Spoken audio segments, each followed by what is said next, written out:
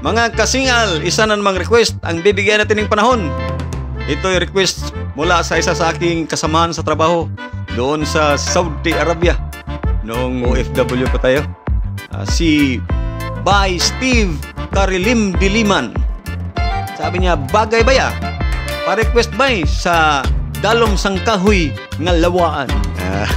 Kasi Ilonggo itong kaibigan ko ito eh. Si Steve Karilim Diliman. Kumusta ang mga Karilim Diliman family dyan? Dyan sa Iloilo. Sana nasa mabuti kayong kalagayan, bay. Ingat palagi, bay, ha? God bless sa inyo, bay. Okay, ito na ni kanyang request. Awit ni Max Orban. Gugma, Idalom sang Kahoy.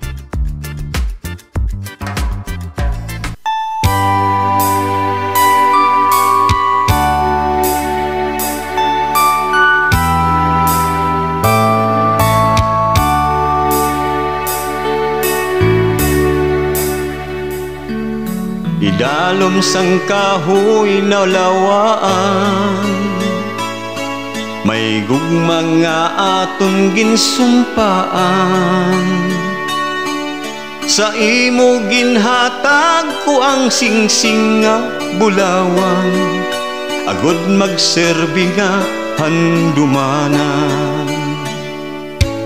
Sa may sanga liwat ginukit ko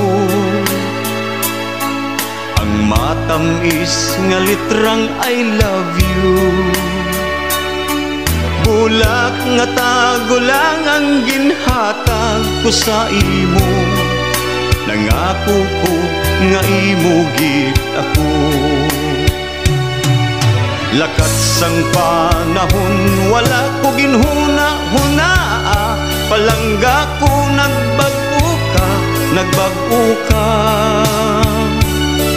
Ang puno sang kahoy nga amo ang saksi sang tanan, sa gugma natong subong nga ginlulungan.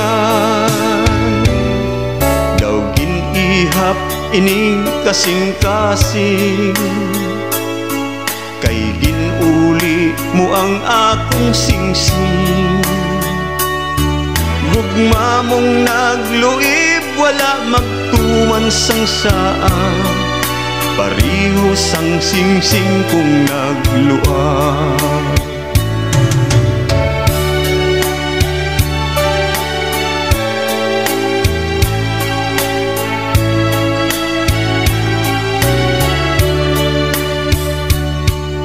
Lakas sang panahon wala ko ginhuna-huna, palangga ko nagbago ka. Ang puno sang kahoy na mo ang saksi sang tanan, sa gugma natong subong na ginlulubngan. Kahoy lantaw-lantawon ko na lang,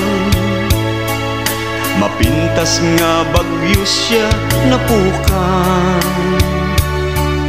Sa nganyang nalaya, sa gihapon nabasa ko ang ginukit nga litrang I love you. Sa nganyang nalaya, sa gihapon nabasa ko ang ginukit nga litrang I love you. Ang ginukit nga litrang I love you.